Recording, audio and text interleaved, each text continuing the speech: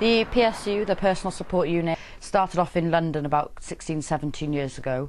It was created by a lady who was helping her friend through a divorce system, a divorce process in the civil courts. Couldn't believe kind of the lack of support there was there for civil and family cases, so people having to represent themselves in court. So she set up with a group of volunteers a charity called the PSU. We help litigants in person, so people representing themselves in civil and family courts and often some kind of employment tribunals, to help them represent themselves essentially. So we help them to help themselves through the court process. The grant we've received from Hanfod Cymru we'll be using to develop our Newport outreach service. So Newport's been open for about a year now, and it's quite a small service.